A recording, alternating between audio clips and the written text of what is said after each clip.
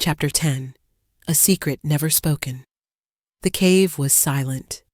Nanamamba watched Liam carefully, her golden eyes gleaming. "You are wise for one so young," she murmured. "But tell me this, who told you this story?" Liam hesitated. For a split second, he thought about telling the truth. But something deep inside him, a whisper from the past from the keeper himself, told him not to. So instead, he took a deep breath and said, "I cannot say."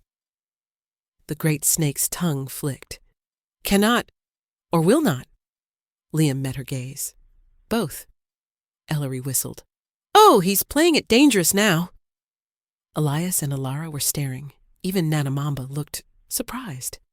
Then slowly she let out a low, rumbling laugh. "I see," she said. "Very well." She tilted her head. "You are lucky, little keeper. If you were any other creature, I would have insisted on an answer." Liam didn't doubt it, but instead of pressing further, Nanamamba smiled. A slow, knowing, dangerous smile. "You are not so different from him," she mused. Liam swallowed. "Him?" Nanamamba's golden eyes gleamed. "Breda Anansi." Liam felt a chill, because somehow she knew. She didn't say it outright. But she knew. Anansi had been the one to overhear her. Anansi had been the one to tell the keeper. And now, all these years later, the story had found its way to Liam. A story never meant to be spoken. And yet, here it was. Chapter 11. The Weaver in the Sky. Nanamamba didn't push him for more. Instead, she sighed and curled back into the shadows. "I have given you what you came for," she said. "Now leave me." Liam exhaled. Ellery turned. "Don't have to tell me twice." They stepped away from the great snake, back toward the path that led out of the cave. But just as they reached the entrance, Nanamamba spoke one last time. "Liam." He stopped. Slowly, he turned back. Nanamamba's golden eyes locked onto him. "Be careful," she murmured. "Not all stories are meant to be told." Liam nodded, and with that, he stepped into the light. Outside, the forest felt brighter. Or maybe that was just the relief of still being alive. Ellery shook out his fur. "Well, that was terrifying." Alara exhaled. "But we got what we needed." Elias frowned, staring at Liam. "Did we?" Liam met his gaze, because Elias knew, not the whole truth, but enough. He knew Liam had held something back, but for now, he didn't ask. Instead, he looked at the sky. "So what now?" Liam followed his gaze. Up above, the clouds drifted lazily, glowing golden in the sunlight. Somewhere up there, beyond the trees, beyond the forest. The weaver was waiting. Liam took a deep breath. "Now?" He grinned. "We find a way to fly." Ellery groaned. "Oh, fantastic." Chapter 12. The Night Sky's Secret. The sky stretched endlessly above them, deep blue and dotted with stars. The forest was silent, not in a dangerous way, just in the way that things were waiting. Liam stood with Elias, Ilara, and Ellery in a clearing they had never seen before. And overhead, just past the highest treetops, a faint glow shimmered. Ellery flicked his tail. "So, let me get this straight. We are standing here, in the dark, waiting for magical birds to swoop down and carry us into the sky?" Liam grinned. "Yep." Ellery sighed.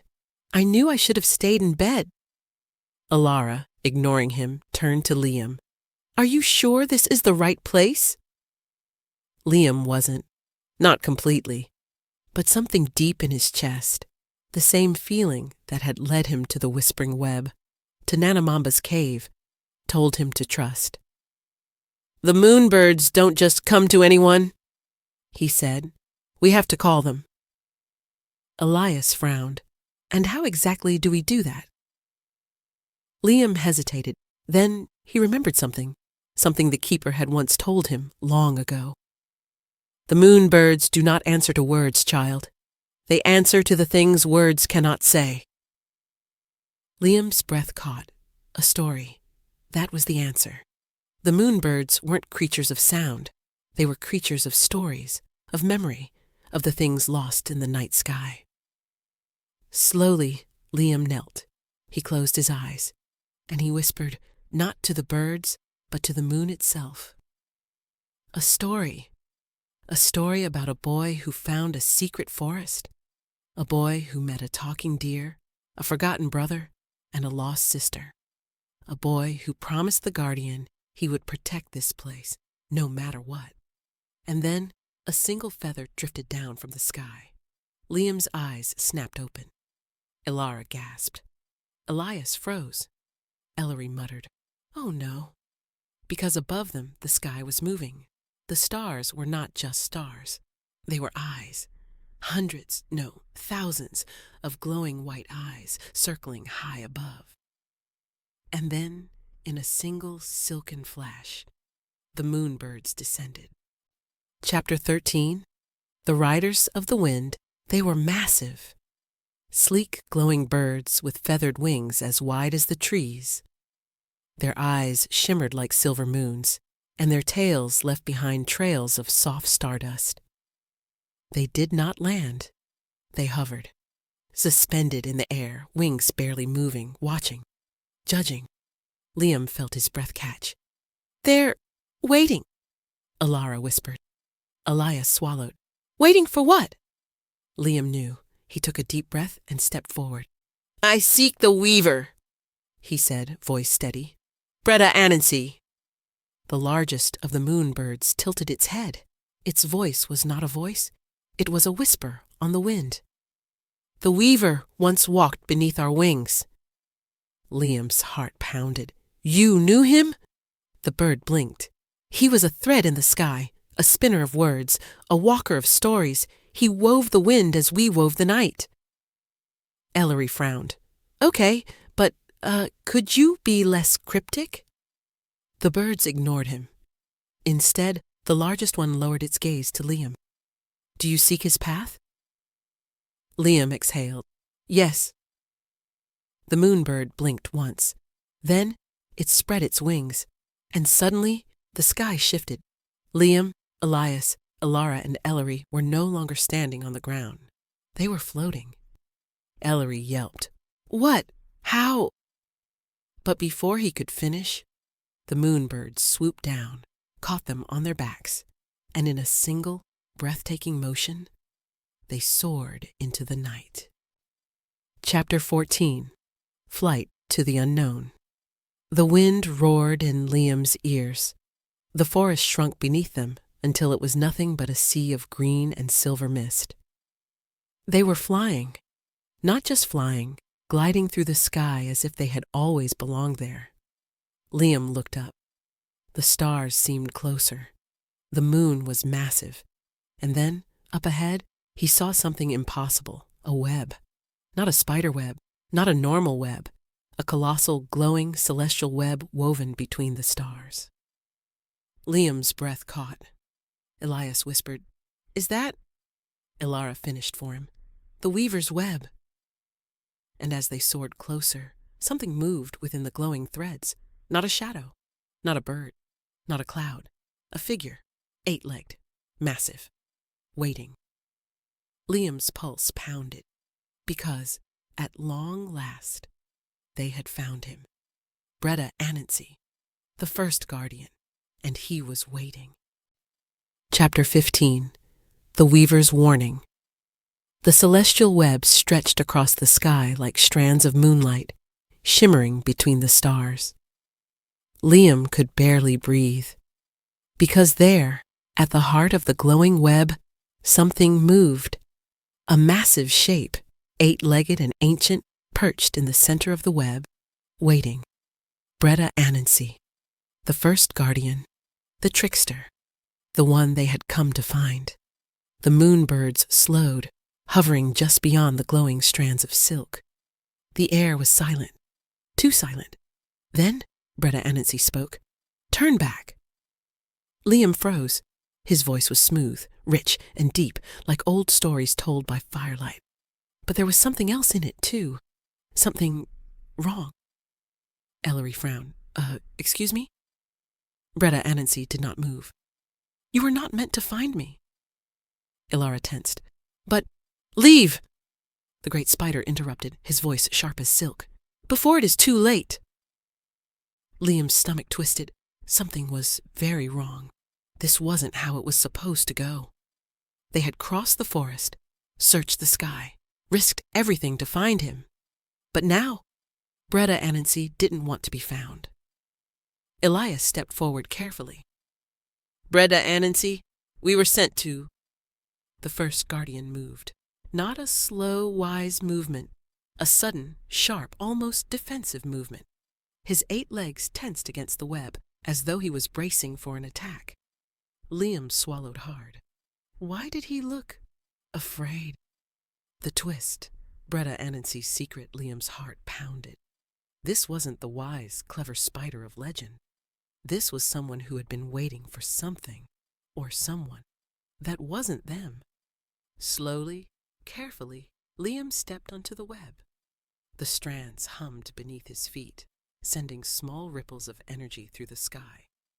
Breda Anansi's black, polished eyes locked onto him. "Child of the Keeper," he murmured, "you do not understand what you are asking." Liam frowned. "We came to help you." Breda Anansi laughed. Not a kind laugh, a hollow, weary laugh. "You think I need help?" Liam hesitated. "Don't you?" The great spider was silent. Then, slowly, carefully, he lifted one of his many legs and pointed. Liam followed his gaze, and what he saw made his blood run cold. Beyond the celestial web, far in the distance, there was another web, a darker one, twisted, torn, pulsing with black energy, and inside it, trapped and unmoving, was another spider, identical to Breda Anansi, but not him. Ellery swore. What?" Ilara's breath caught. That's impossible," Elias whispered. "There are 2 of them." Liam's stomach turned, because now he understood. Breda Anansi wasn't trapped. He was guarding something. And that something was another version of himself. A version that had been twisted by something dark. A version that should never be freed. Breda Anansi turned his gaze back to them. "Now, do you understand?" His voice was low, heavy, final. "I am not the one who was sealed away." Liam's heart stopped. Breda Anansi was never the prisoner. He was the jailer. And the thing in the dark web was the real danger. Chapter 16. The Shadow in the Web. Liam felt like the entire sky was closing in. "We came all this way," he whispered, "to free the wrong spider." Ellery looked deeply unamused. "Fantastic. Let's just never trust ancient legends again." Ilara frowned. "But if that's not you, who is it?" Breda Anansi's voice was quiet. "It is the part of me that was lost." Liam stared at the dark web. The creature inside did not move, but he could feel it, watching, waiting. "Then why haven't you destroyed it?" Elias asked. Breda Anansi's expression darkened. "Because if I do," he said softly, "I will lose myself as well." Silence. Liam's pulse pounded. There was only one question left, and he wasn't sure he wanted to know the answer. But he asked anyway. "What happens if it wakes up?" Breda Anansi's 8 legs tightened against the web, and his voice was cold as moonlight. "Then the forest falls." Chapter 17. The Spider That Changed. Liam's mind spun. Breda Anansi, the cleverest of all tricksters, the first guardian, the master of the web, was not the same creature that had been sealed away. He had changed. The time in the celestial web had shaped him, molding him into something different, something more. And now, as he crouched upon the shimmering strands of his prison, he was not simply the trickster of legend. He was something new. Ellery cleared his throat. So, let me get this straight. You're not a prisoner.